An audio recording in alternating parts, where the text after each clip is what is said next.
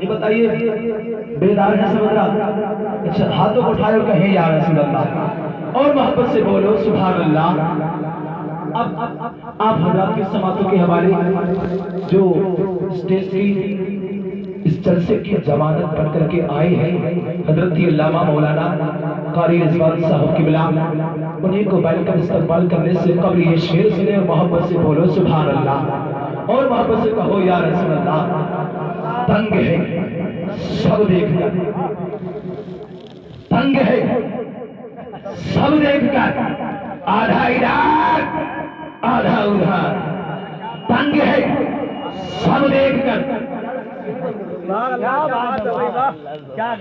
تنگ ہے سب دیکھ کر، آدھا ادھر آدھا ادھر، ہو گیا پل میں کمار، آدھا ادھر آدھا ادھر، ہو گیا پل میں کمر، آدھا ادھر آدھا ادھر۔ ایک طرف مکے کی سرحد، ایک طرف شہر نبی، ایک طرف مکے کی سرحد، ایک طرف شہر نبی، کاش ہوتا ہم سب کا گھر، آدھا ادھر آدھا ادھر، کاش ہوتا ہم سب کا گھر، آدھا ادھر آدھا ادھر۔ چاند چاہے آسماں کو اگر، چاند چاہے آسماں کو اگر، کہہ دیتے جو حضور، ہوتا وہ بھی ٹوٹ کر، آدھا ادھر آدھا ادھر، ہوتا وہ بھی ٹوٹ کر، آدھا ادھر آدھا ادھر، ہوتا وہ بھی ٹوٹ کر، آدھا ادھر آدھا ادھر۔ جتنے بھی ہیں گستاخ نبی، جتنے بھی ہیں گستاخ نبی، دیکھ لینا پرسرات پھینک دے گا کاٹ کر، آدھا ادھر آدھا ادھر، دیکھ لینا پرسرات پھینک دے گا کاٹ کر، آدھا ادھر آدھا ادھر۔ آئیے حضرت کا مائک پر استقبال کیا جائے۔ میں حضرت کی بارگاہ میں گزارش کروں گا کہ مائک پر آئے اور ہم سامعین کے قلوب کو منور و مجلہ فرمائے، بلند آواز سے نعرہ لگائیں، نعرہ تکبیر، نعرہ رسالت، مسلک اعلیٰ حضرت، فیضان اعلیٰ حضرت، علماء اہل سنت حضرت علامہ مولانا قاری رضوان صاحب کی بلا، نعرہ تکبیر، نعرہ رسالت۔ تیار کی رضا نے تباہ کوٹ کوٹ کر، تیار کی رضا نے تباہ کوٹ کوٹ کر، سیلاب سینوں کا جلا پھوٹ پھوٹ کر، سیلاب سینوں کا جلا پھوٹ پھوٹ کر، سنیوں کے گھر، سنیوں کے گھر حلیم میں دیکھی جو بوٹیاں، نجدی بھی پڑا کووں کی طرح ٹوٹ ٹوٹ۔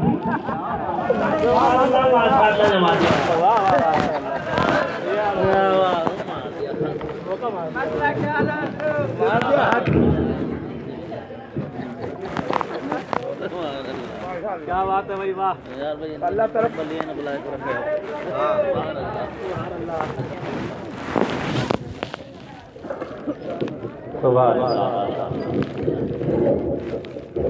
ارے بھیا چلو ایسے چل جائے گا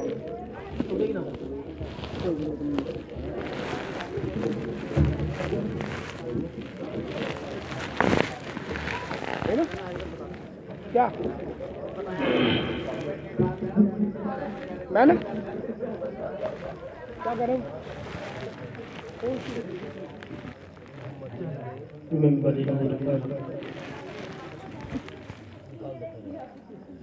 جلوہ فرما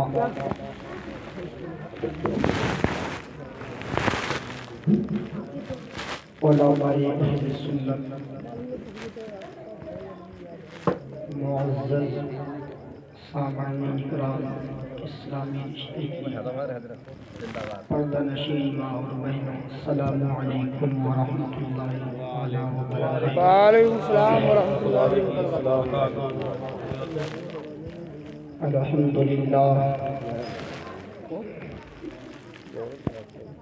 الحمدللہ الذی فضل سیدنا و مولانا محمد صلی اللہ تعالی علیہ وسلم علی العالمین جميعا، سبحان اللہ سبحان اللہ، وأقامه يوم القيامة للمذنبين المتلوثين الخطاء۔ الخطائين الهالكين شفيعا صلى الله تعالى عليه وسلم وبارك عليه وعلى كل من هو محبوب ومرضي لديه صلاة تبقى وتدوم بدوام الملك الحي القيوم. سبحان الله. ونشهد أن لا إله إلا الله وحده لا شريك له ونشهد أن سيدنا محمدا عبده ورسوله. أما بعد، أعوذ بالله من الشيطان الرجيم. بسم الله الرحمن الرحيم. لقد كان لكم في رسول الله أسوة حسنة. آمنت بالله صدق الله مولانا العلي العظيم وصدق رسوله النبي الكريم ونحن على ذلك لمن الشاهدين والشاكرين والحمد لله رب العالمين. حضرات، کافی وقت سے آپ حضرات نے نعت و منقبت تقاریر اچھے خطاب سماعت فرمائے. آپ گھبرائیں نہیں، یہ نہیں سمجھیں کہ کئی گھنٹے کی تقریر ہوگی. بس چند لمحوں کے لیے حاضر خدمت. جب تک بھی آپ میری گفتگو کو سنیں توجہ کے ساتھ، انشاءاللہ بہت جلدی میں آپ کا پیچھا چھوڑ دوں گا، آپ کو زیادہ پریشان نہیں کروں گا. بہرحال حضرات، میں نے قرآن مقدس کی جو آیت کریمہ آپ حضرات کے سامنے پیش کی ہے، اس کا ترجمہ جانیں اس سے پہلے ایک مرتبہ دونوں عالم کے مالک و مختار، نبیوں کے تاجدار، رسولوں کے سردار، نبی اکرم نور مجسم، شاہ بنی آدم، رسول محتشم، خلیفۃ اللہ لازم، جناب محمد رسول اللہ علیہ السلام کی مقدس بارگاہ میں محبتوں کے ساتھ درود پاک پڑھ لیجیے. اللہم رب محمد صلی اللہ علیہ وسلم، نحن عباد محمد صلی اللہ علیہ وسلم، من علینا ربنا اذ بعث محمدا ایدہ بایدہ ایدہ باحمدا ارسلہ مبشرا ارسلہ ممجدا صلو علیہ دائما صلو علیہ سرمدا. حضرات، یہ پروگرام شادی کے تعلق سے ہو رہا ہے. آپ سب بخوبی جانتے ہیں، بتانے کی کوئی ضرورت نہیں ہے. بہرحال اللہ کی بارگاہ میں دعا کرتا ہوں مولا اس گھر کو خوشحالیوں سے آباد فرمائے. آمین. اور جن بچوں کی شادی ہو رہی ہے مولا، ان بچوں کی عمر میں برکتیں عطا فرمائے، زندگی میں خوشحالی عطا فرمائے، آپس میں پیار و محبت عطا فرمائے اور شریعت مطہرہ کا پابند بنائے. بالخصوص مسلک اعلیٰ حضرت پہ عمل کرنے کی توفیق عطا فرمائے. ہمارے ناظم صاحب نے اتنے شعر آپ حضرات کو سنا دیے ہیں کہ ان کے شعر اگر جنگل میں چھوڑ دیے جائیں تو جنگل کے سارے شعر بھاگ جائیں گے. لیکن میں آپ حضرات کے سامنے نبی کی محبت میں ایک شعر پیش کر رہا ہوں اور آپ محبتوں کے ساتھ ملاحظہ فرمائیں. یہ بھی ہے کوئی جینے میں جینا میرے رسول، یہ بھی ہے کوئی جینے میں جینا میرے رسول، دیکھوں نہ زندگی میں مدینہ میرے رسول.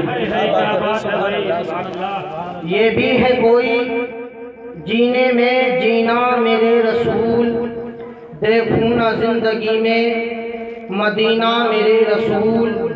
اور اشکوں کی روشنائی سے روئے حیات پر، اشکوں کی روشنائی سے روئے حیات پر کب تک لکھوں مدینہ مدینہ میرے رسول. اور ہر طرف باد بہاری ہے مدینے چلیے، ہر طرف باد بہاری ہے مدینے چلیے، فیض سرکار بھی جاری ہے مدینے چلیے، اور ایک تصور ہی ذریعہ ہے وہاں پہنچنے کا۔ حضرات ایک دم تو ہم وہاں پہنچ نہیں سکتے، ہر کسی کے دل میں تمنا ہوتی ہے، آرزو ہوتی ہے کاش مرنے سے پہلے حبیب نبی کا روزہ نصیب ہو جائے، لیکن اگر ہم بنفس نفیس نہیں جا سکتے تو تصور میں تو جا سکتے ہیں۔ ایک تصور ہی ذریعہ ہے وہاں پہنچنے کا، اور ایک کتنی آسان سواری ہے مدینے چلی۔ حضرات آواز تو ایسی نہیں ہے لیکن عادت ہے، اگر اجازت دیں تو 2-3 شعر نعت پاک کے آپ حضرات کی سماعتوں کے حوالے کر دوں۔ تڑپ کے بولو یا رسول اللہ۔ کہ غم حبیب کو سینے میں پال رکھا ہے، سبحان اللہ۔ غم حبیب کو سینے میں پال رکھا ہے، غم حبیب کو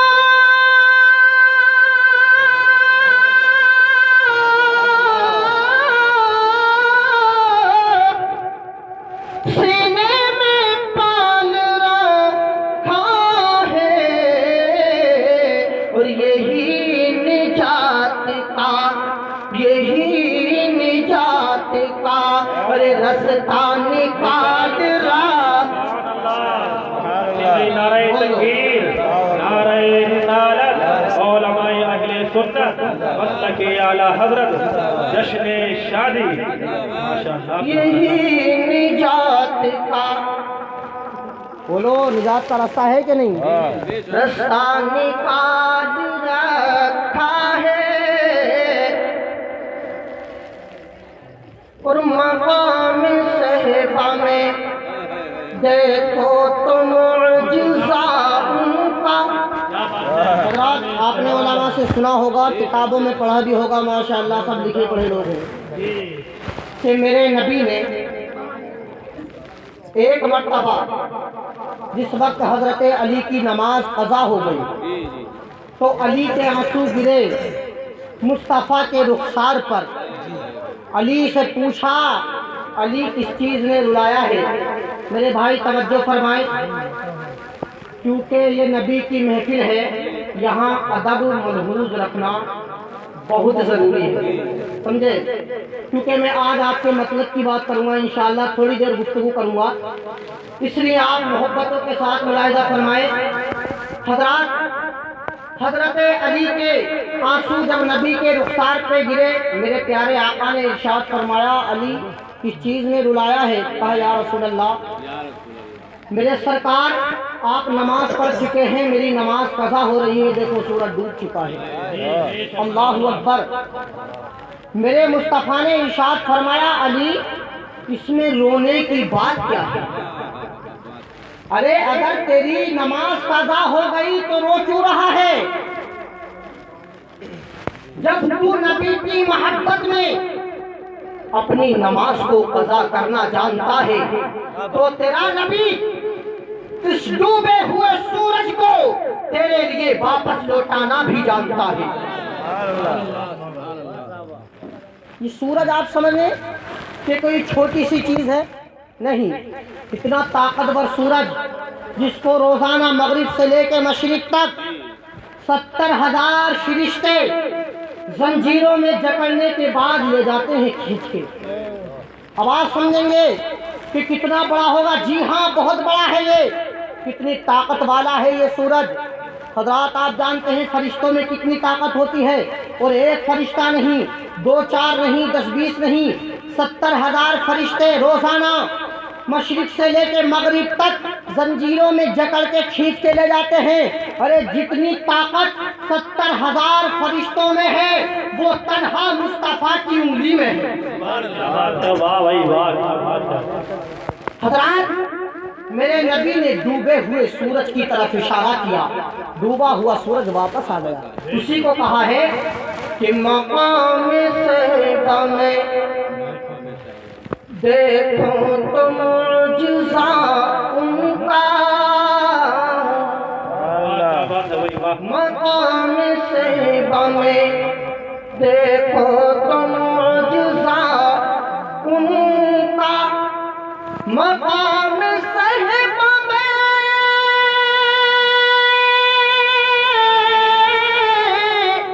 اور دیکھو تو معجزہ ان کا، اور علی کے واسطے سورج نکال رکھا ہے، علی کے واسطے سورج نکال رکھا ہے۔ نعرہ تکبیر، نعرہ رسالت، مسلک اعلی حضرت، جشن شادی۔ حضرات آپ دیکھ رہے تھے کہ امام صاحب سونے گئے نہیں، آ گئے بیچارے بلانے گئے۔ بہرحال میرے پیارے نبی کے پیارے دیوانوں، آپ نے سنا کہ میرے مصطفیٰ جان رحمت نے جب اپنے ہاتھ سے پانی کا چشمہ نکالا، ایک پیالہ پانی، لیکن 1500 صحابی نے اسے نوش فرمایا تھا۔ میں کہتا ہوں اس وقت تو 1500 صحابی تھے، اگر قسم خدا کی میرا نبی چاہ لیتا تو ایک پیالہ پانی پوری کائنات کے انسانوں کو پورا ہو جاتا۔ 1500 کی بات نہیں ہے، 15 لاکھ کی بات نہیں ہے، اگر میرا نبی چاہ لیتا، کیونکہ میرے نبی کو اللہ نے مالک و مختار بنایا ہے، مالک و مختار بنایا ہے۔ خدا اسی لیے کہا ہے کہ صحابی پی لے کمی کچھ نہ ہوگی پانی میں، کیا بات ہے، صحابی پی لے کمی کچھ نہ ہوگی پانی میں، صحابی پی لے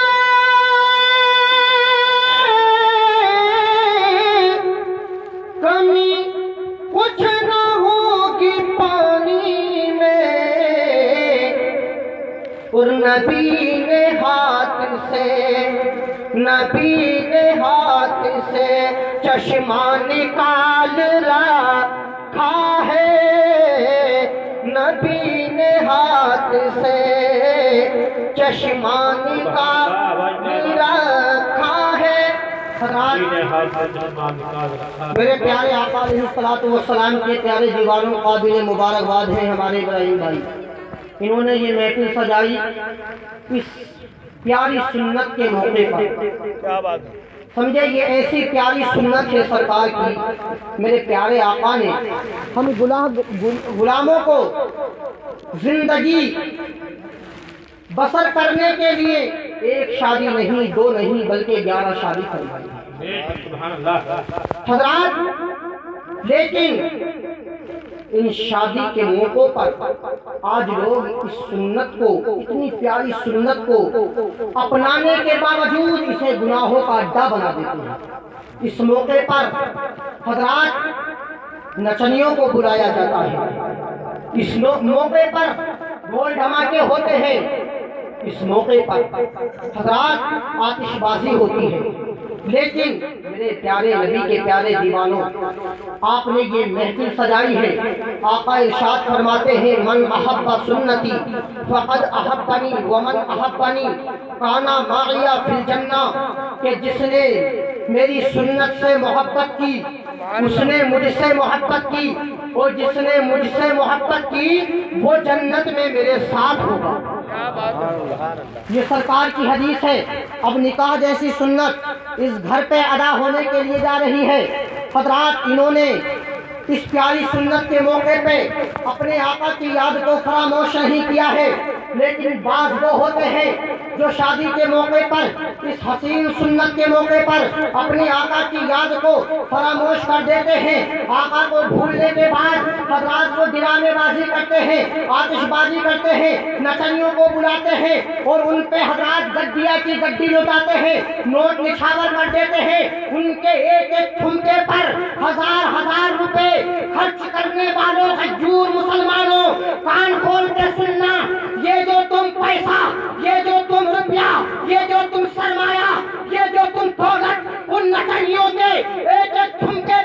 नोटों की गड्डी बखेरते हो, ये तुम्हारे काम आने वाली नहीं है। न ये यहाँ काम आएगी, न वहाँ काम आएगी, बल्कि तुमने ये पैसा बर्बाद कर दिया है, तुमने ये पैसा खराब कर दिया है और तुमने इतना बुरा काम किया है। अल्लाह का कुरान फरमाता है, 12 नंबर 15 है, सूरह बनी इसराइल है, मेरा रब फरमाता है, वला तुबस्सिर तबसीरा इन्नल मुबस्सिरीन कान इख्वान अश्शयातीन व कान अश्शैतानु लिरब्बिही कफूरा। और फुसूल ना उड़ा, फुसूल उड़ाने वाले शैतान के भाई हैं और शैतान अपने रब का बड़ा नाशुक्र है। अब आप जानते हो, जिसने नचनियों को पैसा दिया है, ढोल में पैसा दिया है, दिलामों में आतिशबाजी में पैसा खर्च कर दिया है, कुरान के फरमान के मुताबिक वो शैतान का भाई हो गया है, वो शैतान का भाई हो गया है। इससे बात आओ। लेकिन आज आपने ये महफिल रचाई है, हमारे इब्राहिम भाई ने हमें 50 रुपए पेश कर दिए भाई, अल्लाह इनकी उम्र में जज़ाए खैर अता फरमाए। अब जानते हैं ये 50 रुपए अल्लाह इन्हें इसका इनाम क्या अता फरमाएगा? कम से कम 50 के बदले में अल्लाह 500 अता फरमाए। ये मेरा फैसला नहीं है, उलमा इकराम मौजूद हैं, मालूम करो। अल्लाह इरशाद फरमाता है, मन जाअ बिल हसनति फलहु अशरु अम्सालिहा। ये जो रब की बारगाह में 1 रुपया देता है, अल्लाह रब्बुल आलमीन इसके बदले में उसे जैसे 10 अता फरमा देता है। तो इन्होंने अगर 50 पेश किए हैं तो अल्लाह 500 अता फरमाएगा। ये है अल्लाह की बारगाह में खर्च करने का तरीका। हज़रात यहाँ भी कामयाब, वहाँ भी कामयाब। और ये तो कुरान है। अगर मैं मुस्तफ़ा जान रहमत की हदीस सुनाऊं, मिशकात शरीफ की हदीस पाक है, अल्लाह के प्यारे रसूल इरशाद फरमाते हैं, मीज़ान एक तराजू का नाम है। आपने सुना होगा, उलमा बयान करते हैं, मीज़ान एक तराजू का नाम है। अल्लाह के रसूल फरमाते हैं, वो तराजू इतनी बड़ी नहीं है जितनी का परचूनी की दुकान पे मिलती है, या फल पे मिल जाती है, या नाज मंडी में मिल जाती है, नहीं, वो इतनी बड़ी तराजू नहीं। हदीस पाक का मफ़हूम ये है, अल्लाह के प्यारे नबी इरशाद फरमाते हैं, अल्लाह ने उस तराजू को इतना लंबा कर दिया है, इतना बड़ा बनाया है, अगर सातों जमीन, तवज्जो से सुनो, सातों जमीन और सातों आसमान उस तराजू के एक पल्ले में रख दिए जाएं तो वो एक पल्ला भी नहीं भरेगा। अल्लाह, कितनी बड़ी तराजू है। 7 जमीन कितनी बड़ी, 7 आसमान कितने बड़े। हज़रात, इन सबको मिला के ये मेरे नबी की ज़बान है। मुस्तफ़ा ने इरशाद फरमाया, 7 जमीन को, 7 आसमान को तराजू के एक पल्ले में रख दिया जाए, लेकिन फिर भी नहीं भरेगी। सहाबी पूछते हैं, या रसूल अल्लाह, जब 7 जमीन से वो तराजू का एक पल्ला नहीं भर सकता है, 7 आसमान से तराजू का एक पल्ला नहीं भर सकता है, तो मेरे सरकार ये तो बता दो, फिर उस तराजू को क्या चीज़ भर सकती है? क्या आका जितने जमीन पे दरख्त है वो दरख्त भर सकते हैं? क्या समंदर का पानी भर सकता है? क्या ऊंचे ऊंचे पहाड़ भर सकते हैं? मेरे आका ने इरशाद फरमाया, दुनिया में कोई ऐसी चीज नहीं जो क्या उस तराजू को भरे। तो अल्लाह के महबूब से सहाबी अर्ज करते हैं, या रसूल अल्लाह, अगर उस तराजू को जमीन आसमान मिलके नहीं भर सकते तो मेरे सरकार फिर क्या चीज उस तराजू को भर सकती है? मेरे नबी ने इरशाद फरमाया, ओ मेरे सहाबियों, घबराने की जरूरत नहीं है, परेशान होने की जरूरत नहीं है। तवज्जो के साथ सुनना कि जब कोई मेरा उम्मती मोहब्बत के साथ 10 रुपए तो बड़ी दूर की बात, अल्लाह की बारगाह में अल्लाह की रिज़ा के लिए सिर्फ एक खजूर रब की बारगाह में देता है, रब के नाम पर देता है, तो अल्लाह तबारक व तआला उसे इतना सवाब अता फरमाता है, एक खजूर का इतना सवाब अता फरमाता है कि तराजू के दोनों पल्ले लबरेज हो जाते हैं। नारे तकबीर, नारे रिसालत, मसलकी आला हज़रत, जश्न-ए-शान جی نعرہ تکبیر. دونوں پلے بھر جاتے ہیں ترازو کے. اب آپ خود فیصلہ کریں. فیصلہ آپ کو کرنا ہے کہ آپ کو کس محفل میں پیسہ خرچ کرنا ہے. آج سے یہ عقیدہ کر لو چاہے کچھ ہو جائے. اللہ کی قسم اگر ہماری جانیں جائیں تو جائیں, لیکن آج کے بعد ہمارے گھروں میں ڈی جے بازی نہیں ہوگی, آتش بازی نہیں ہوگی, نچنیوں کا ناچ نہیں ہوگا, بلکہ جب ہوگا تو علماء کا بیان ہوگا, اور اسی علماء کے بیان کے صدقے میں اللہ ہم سب کی مغفرت عطا فرمائے. حضرات یہ شادی کا موقع ہے. پیارے اسلامی بھائیوں, میں شادی کے تعلق سے کچھ آپ کو باتیں بتاؤں. آج ہم نے شادی کو ایک مذاق میں اڑا رکھا ہے. آپ جانتے ہیں شادی کیا ہے. ایک پیارے نبی کے پیارے دیوانوں, آج شادی کو ہم نے حضرات یوں ہی سمجھا ہے. میرے پیارے نبی کا ارشاد سنو. اللہ کے پیارے محبوب صلی اللہ تعالی علیہ وسلم نے ارشاد فرمایا ہے کہ جب کوئی بندہ اس غرض سے شادی کرتا ہے کہ میں گناہ سے بچ جاؤں گا, میں اس کے ذریعے بد نگاہی سے بچ جاؤں گا, میں اس کے ذریعے برے کاموں سے بچ جاؤں گا, تو آقا فرماتے ہیں اس بندے کی نیت کو دیکھتے اللہ کے نورانی فرشتے جس دن اس کا نکاح ہوتا ہے اس کی بیوی اور شوہر دونوں کو سلام پیش کرنے کے لیے. حضرات مصطفیٰ جان رحمت کے پیارے دیوانوں, آج شوہر اور بیوی کا یہ رشتہ ایک ایسا رشتہ ہوتا ہے حضرات, بڑا نازک رشتہ ہوتا ہے اور بہت ہی مضبوط رشتہ ہوتا ہے. یہ ایسا رشتہ ہے جو مرنے کے بعد سارے رشتے توڑ دیے جاتے ہیں. حضرات جب جنت میں ہم جائیں گے تو کوئی کہیں جائے گا, ہمارے والدین ہم سے الگ ہوں گے, بھائی الگ ہوں گے, لیکن اگر میاں بیوی دونوں جنتی ہیں تو دونوں ایک جگہ رہیں گے. یہ ایسا مضبوط رشتہ ہے. پیارے نبی کے پیارے دیوانوں, ہمیں اپنی بیویوں سے محبت کرنا چاہیے, اور ایسی محبت میرے آقا نے بتا دیا ہمیں محبت کرنے کا انداز. اللہ کے پیارے رسول کے پیارے دیوانوں سنو, ہمیں محبت کس طرح سے کرنی چاہیے. ایک صحابی ہے, مسجد نبوی شریف ہے, حضرات مصطفیٰ کی بارگاہ میں آتے ہیں اور آنے کے بعد کہتے ہیں یا رسول اللہ آپ کو سب سے زیادہ کس سے محبت ہے. حضرات مسجد نبوی میں اس وقت ایک دو صحابی نہیں تھے بلکہ پوری مسجد بھر ہوئی تھی. میرے مصطفیٰ نے ارشاد فرمایا, وہ سوال کرنے والے سن لے, سب سے زیادہ محبت مجھے میری بیوی عائشہ سے ہے. بھرے مجمع نے کہہ دیا, بلا جھجک کہہ دیا, اللہ اکبر. اگر آج کوئی کہہ دے بھرے مجمع میں کہ سب سے زیادہ محبت میری بیوی سے ہے مجھے, تو کیا سمجھیں گے کہ بیوی کا غلام ہے, سمجھے. اس وقت بھی یہ ماحول تھا جس طرح ہندوستان کی سرزمین پہ آج بھی عورت کو کمتر سمجھا جاتا ہے, عرب کی سرزمین پہ بھی بڑا منحوس سمجھا جاتا تھا.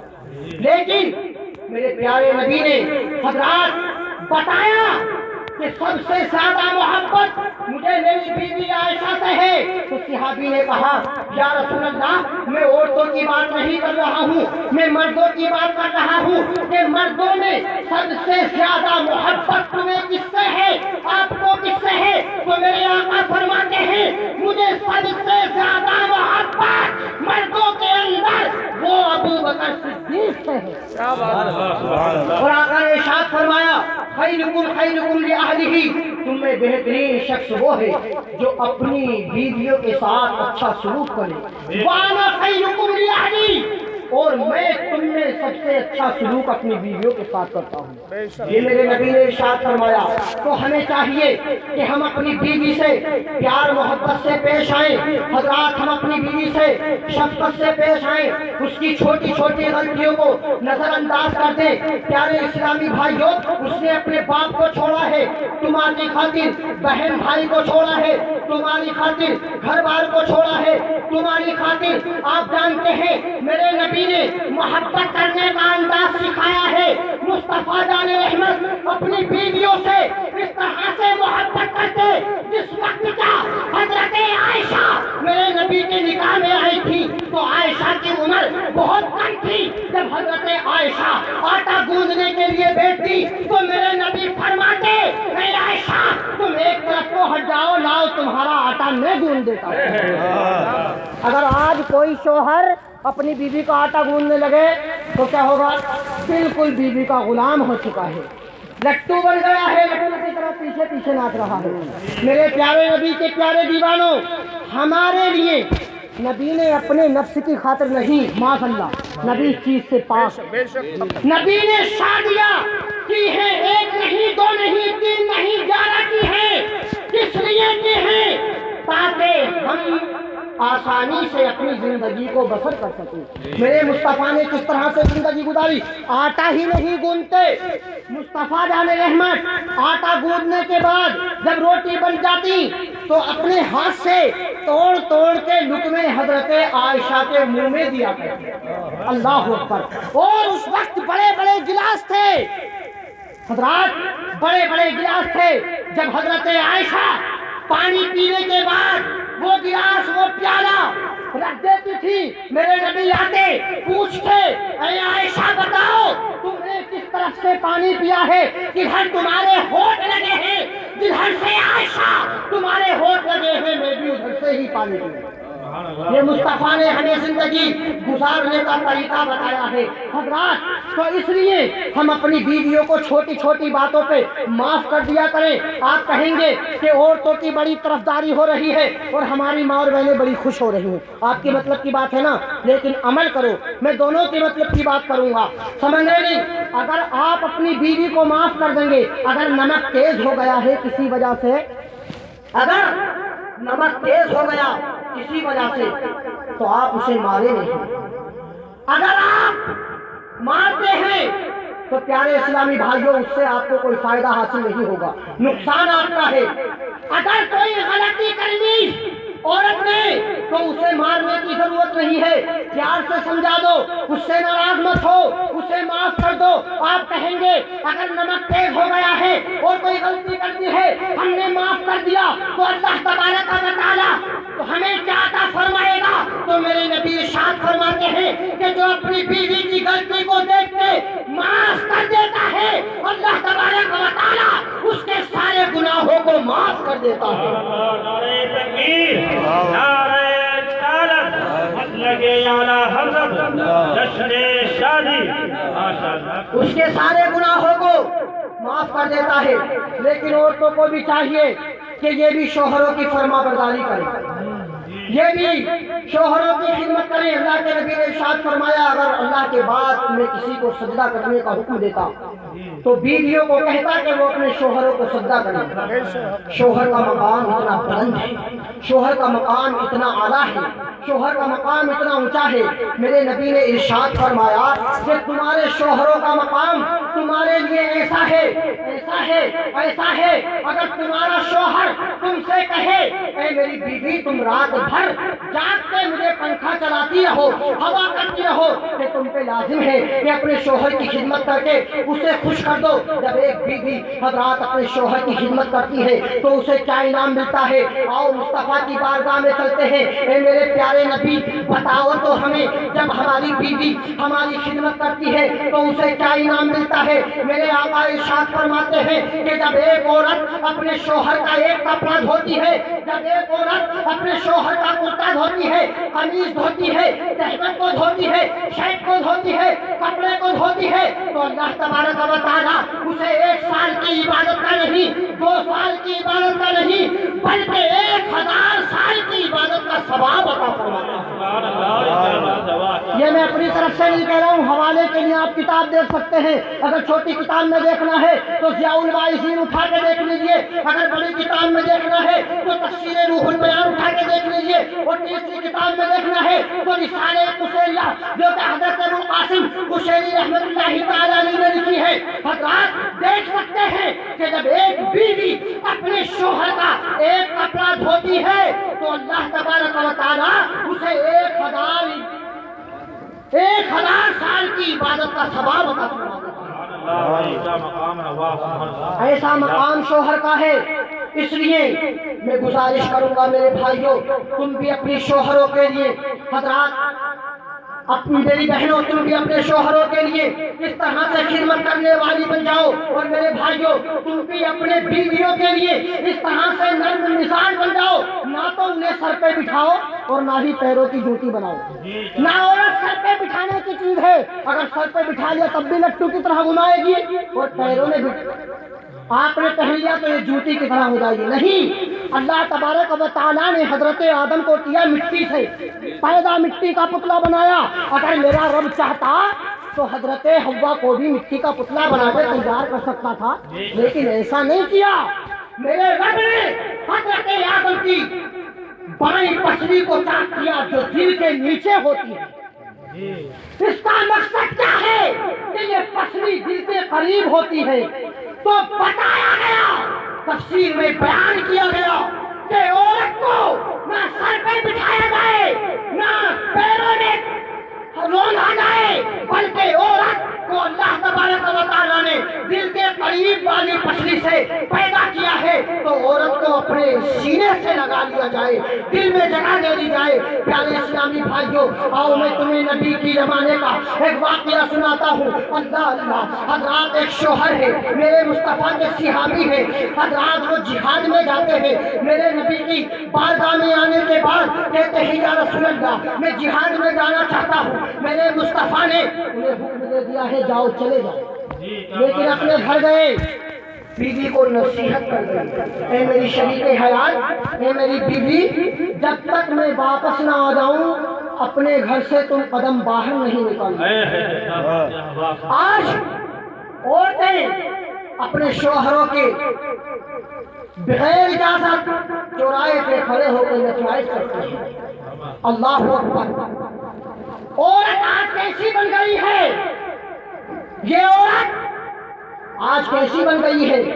میرے نبی نے تو ارشاد فرمایا کہ جب عورت باہر نکلے تو عورت کو چاہیے کہ وہ خوشبو لگا کر بھی نہ نکلے۔ کیوں؟ کس لیے فرمایا میرے نبی نے؟ اگر عورت خوشبو لگا کے نکلے گی تو کہیں اس کی مہک مردوں تک نہ پہنچ جائے، اس سے فتنے کا اندیشہ ہے۔ لیکن آج الٹا ہو رہا ہے، یہ عورت گھر میں چڑیل کی طرح بن کے رہتی ہے۔ میرے نبی نے فرمایا سنگار کرو اپنے شوہروں کے لیے۔ عورت گھر میں صبح کو منہ دھو لیتی ہے تو اللہ کی بندی کو شام تک منہ دھونے کی ضرورت نہیں، سو بھی ایسی جاتی ہے، نماز کے تو دھو رہی نہیں ہے۔ لیکن میری پیاری بہنوں، تمہیں اپنا طرز عمل بدلنا ہوگا، اپنی زندگی کا ایک دستور بدلنا ہوگا۔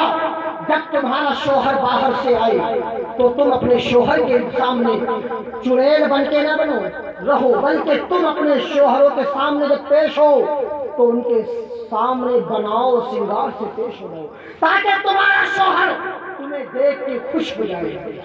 باہر جب نکلے گی ہماری بہن تو کیا کرے گی؟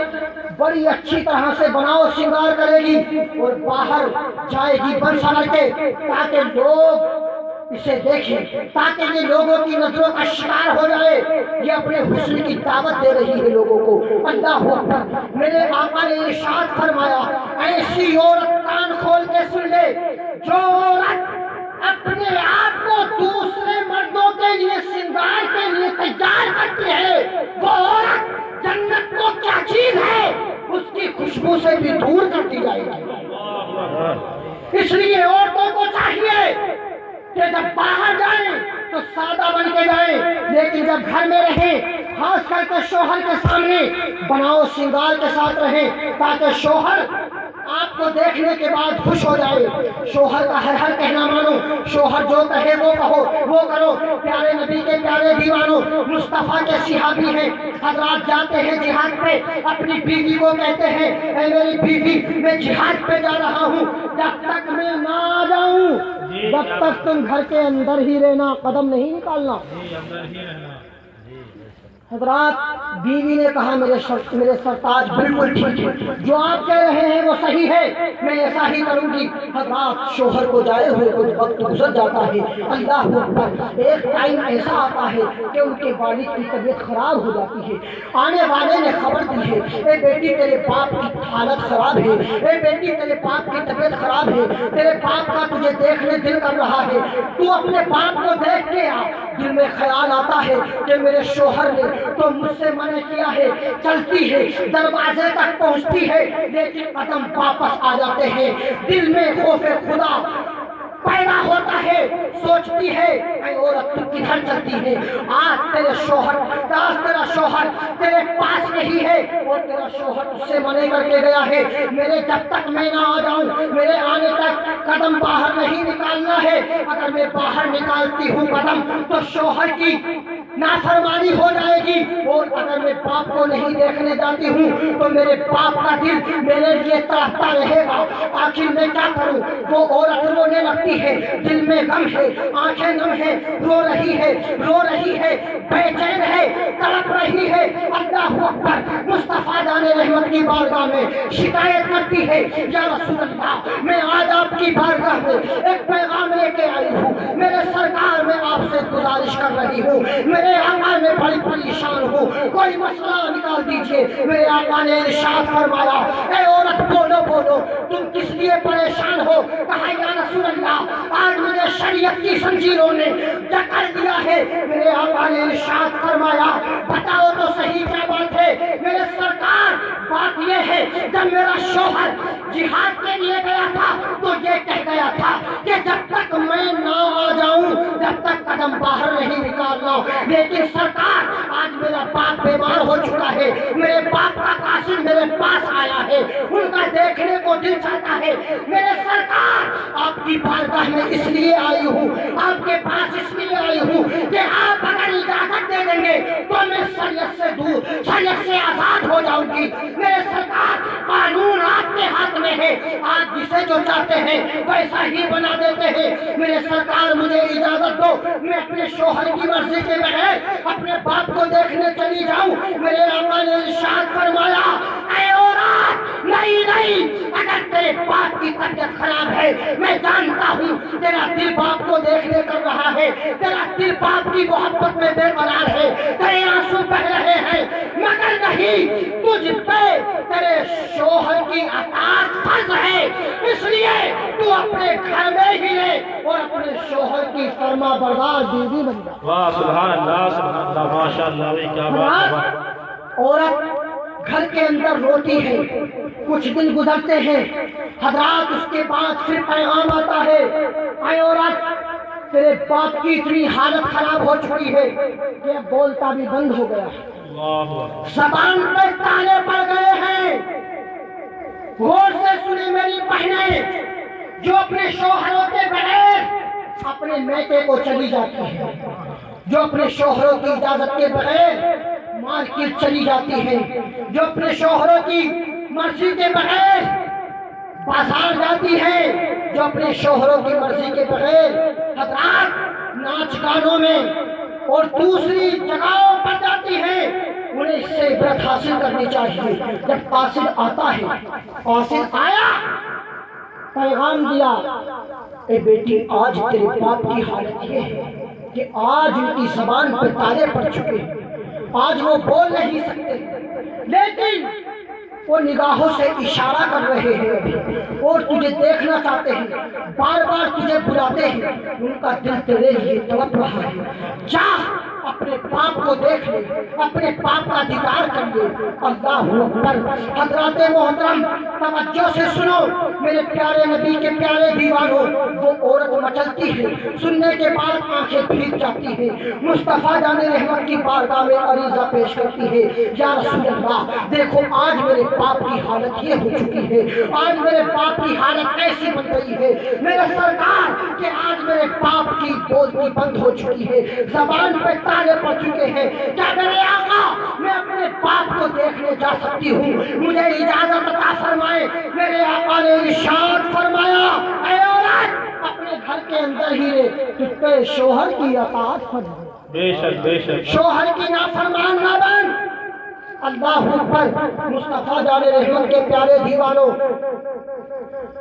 وہ عورت گھر کے اندر ہے، باپ بیمار ہوا نہیں گئی، بولتا بند ہے، زبان پہ تالے پڑ چکے ہیں نہیں گئی، گھر کے اندر ہے، رو رہی ہے، ہچکیاں لے رہی ہے، صبر کر رہی ہے، عبادت الہی میں مشغول ہے اور صبر کر رہی ہے۔ اے میرے مولا، اے پروردگار عالم، اے پالنہارا تو نے میرے اوپر شوہر کی اطاعت کو فرض کر دیا ہے مولا، اگر میں شوہر کی بغیر مرضی کے جاؤں گی تو مولا میں نافرمان کے جاؤں گی اور تو بھی ناراض ہو جائے گا۔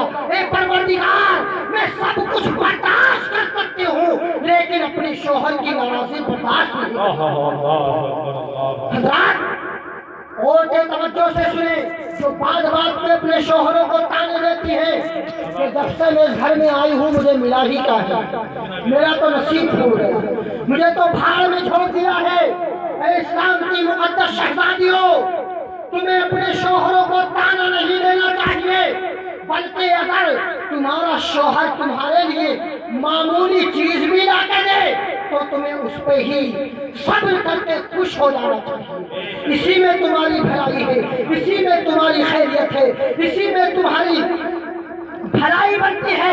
اللہ اکبر۔ اب وہ قاصد چلا جاتا ہے، کچھ دن گزرتے ہیں، ایک دن وہ آتا ہے کہ اس عورت کا باپ مر جاتا ہے، اس دنیا فانی سے دارالبقا کی طرف جاتا ہے۔ اللہ اکبر۔ حضرات اب مر چکا ہے، آنے والے نے خبر دی ہے اے عورت آج تیرا باپ مر چکا ہے، جا جا آج کے بعد تجھے اپنے باپ کی صورت نظر نہیں آئے گی، جا اپنے باپ کا آخری دیدار کر لے۔ اے عورت یہ وہی باپ ہے جس نے تجھے پیدا کیا ہے، جا اس باپ کا دیدار کر لے۔ اے عورت یہ وہی باپ ہے جس باپ نے تجھے اپنا منہ کا نوالا کھلا دیا ہے، جا اس باپ کو دیکھا۔ اے عورت یہ وہی باپ ہے جس باپ نے تجھے انگلی پکڑ کے چلانا سکھایا ہے، جا آخری بار اپنے باپ کے چہرے کی زیارت کر لے، آج کے بعد تیرے باپ کا چہرہ تجھے نظر نہیں آئے گا۔ اے عورت جا چلی جا، اب بھی وقت ہے، یہ صورت تجھے کبھی نظر نہیں آئے گی، اپنے باپ کا چہرہ دیکھنے کے لیے تو ترس جائے گی۔ یہ وہی باپ ہے جس نے تیری شادی کی ہے، یہ وہی باپ ہے جو تیری پریشانی سے خود پریشان ہو جاتا تھا، یہ وہی باپ ہے جو تیری انگلی میں درد ہوتا تھا تو اس کے دل میں درد شروع ہو جاتا تھا۔ اے بیٹے جا اور اپنے باپ کا آخری دیدار کر لے، تیرے باپ کا آخری وقت آ گیا ہے، اب اسے قبرستان کی طرف لوگ لے جانے والے ہیں، جا آخری دیدار کر لے۔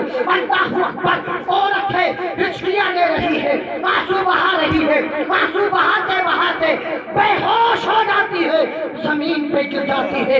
اللہ اکبر۔ روتے روتے آپ جانتے ہیں عورت ہر چیز برداشت کرتی ہے مگر اپنے باپ تو دور کی بات ہے میکے کے کتے کی برائی بھی برداشت نہیں کرتی عورت، سمجھ میں نہیں؟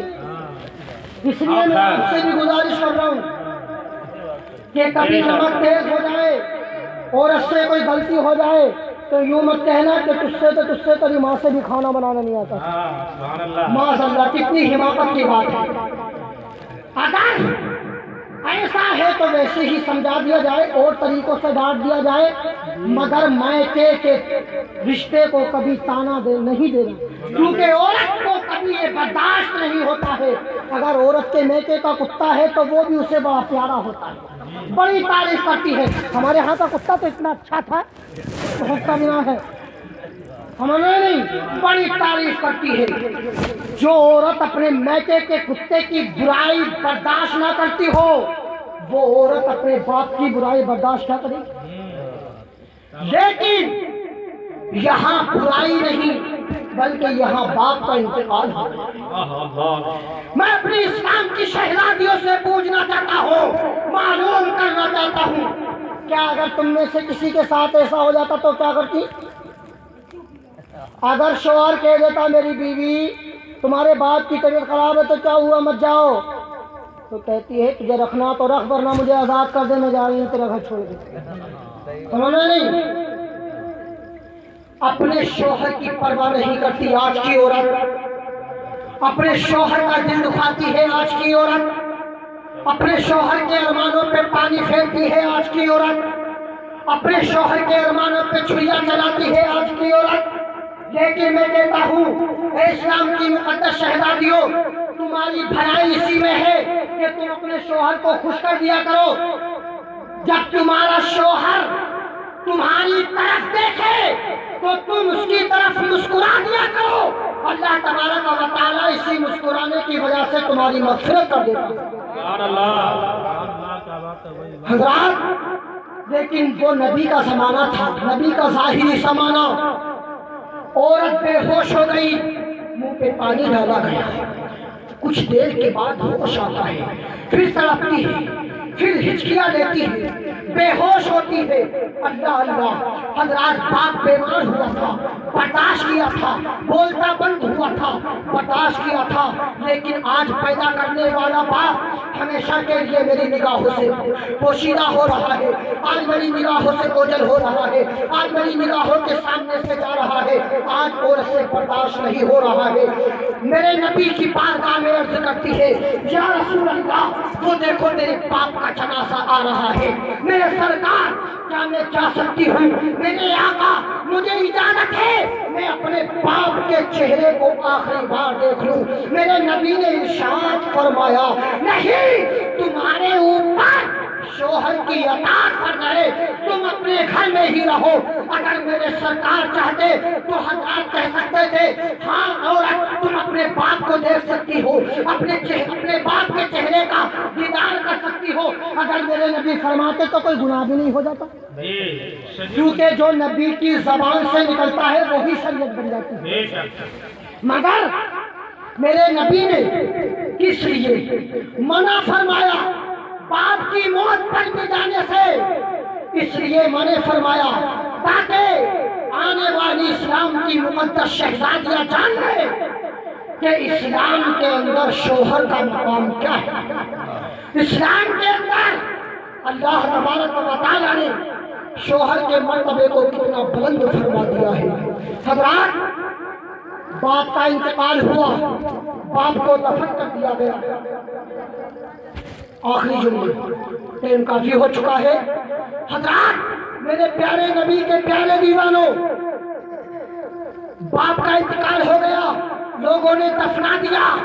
کچھ دن بعد اس کا شوہر گھر آتا ہے، اپنے شوہر سے لپٹ لپٹ کے روتی ہے، اپنے شوہر سے آہے بھر کے روتی ہے۔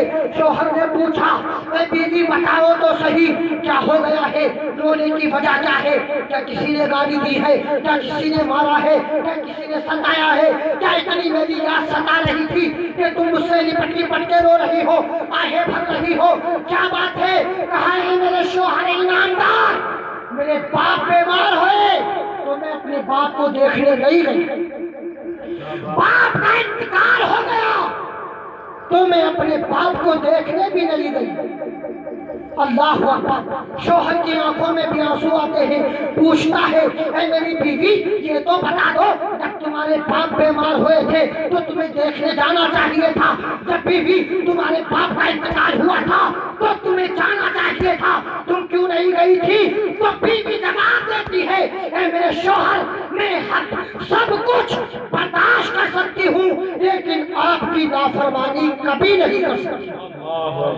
شوہر کی آنکھوں میں آنسو آتے ہیں، کہتا ہے، اے پروردگار عالم، یہ میری بیوی ہے، مولا اس نے میری اطاعت کی ہے، اس نے میری فرما برداری کی ہے، اس نے میری بات کو مانا ہے۔ اے اللہ میں تیری بارگاہ میں اپنی ہاتھوں کو اٹھا کے دعا کرتا ہوں تو میری بات کو مان لے۔ اے اللہ میری بیوی کی تم مغفرت۔ حضرات ابھی کچھ دیر گزری ہے، بلبل سدرہ جبریل امین میرے نبی کی بارگاہ میں آتے ہیں، سلام پیش کرتے ہیں اور عرض کرتے ہیں، یا رسول اللہ آپ اس عورت کو جا کے مژدہ جاثیہ سنا دو جس عورت نے اپنے شوہر کی فرما برداری کی ہے کہ شوہر کی خدمت کے بدلے میں، شوہر کی فرما برداری کے صلے میں اللہ نے اسے یہ انعام دے دیا ہے، یہ انعام دے دیا ہے کہ اس کے سارے گناہوں کو معاف فرما دیا ہے اور اسے جنت کا حقدار بنا دیا ہے۔ اسے جنت کا حقدار بنا دیا ہے۔ اس لیے اے اسلام کی مقدس شہزادیوں، تم سے گزارش ہے کہ اپنے شوہروں کی خدمت کرو، ان کی فرما برداری کرو، اور میرے اسلام کے مقدس شہزادوں، تم سے بھی گزارش ہے کہ اپنی عورتوں پہ بلا وجہ ظلم مت کرو، اتیاچاری مت کرو، انہیں ستاؤ مت، بات بات پہ ڈانٹو مت۔ وہ تمہاری بیوی ہے، کوئی لونڈی نہیں ہے، خادمہ نہیں ہے، تمہاری غلام نہیں ہے جو تم اس سے بات بات پہ مارتے ہو، بات بات پہ ڈانٹتے ہو، بلکہ پیار محبت سے پیش آؤ، اسی میں تم دونوں کی بھلائی ہے۔ اللہ کے پیارے مقدس قرآن نے ہمیں اعلان کر دیا ہے، لَقَدْ كَانَ لَكُمْ فِي رَسُولِ اللَّهِ أُسْوَةٌ حَسَنَةٌ، کہ تم اس طرح سے زندگی گزارو جس طرح سے میرے محبوب نے زندگی گزاری ہے۔ ہم نے اپنے محبوب کی زندگی کو تمہارے لیے نمونہ عمل بنا دیا ہے۔ اب دیکھو کہ ہمارے آقا نے اپنی بیویوں کے ساتھ کیسا معاملہ پیش کیا ہے، کتنی محبت کی ہے۔ میرے نبی نے اپنی بیویوں سے اتنی محبت کی ہے، آقا خود فرماتے ہیں وَأَنَا خَيْرٌ لِأَهْلِي، کہ میں سب سے زیادہ اپنی بیویوں کے ساتھ حسن سلوک کرتا ہوں۔ تو ہمیں بھی چاہیے کہ ہم بھی عورتوں کے ساتھ اچھے برتاؤ سے پیش آئیں، نمازوں کی پابندی کریں، اور مصطفیٰ جان رحمت کی ہر سنت پہ عمل کریں۔ رب تعالیٰ ہمیں دونوں جہان میں بھلائیاں نصیب فرمائے۔ استغفر اللہ ربی من کل ذنب واتوب الیہ، وآخر دعوانا ان الحمد للہ رب العالمین۔ السلام علیکم ورحمۃ اللہ۔ وعلیکم السلام ورحمۃ اللہ۔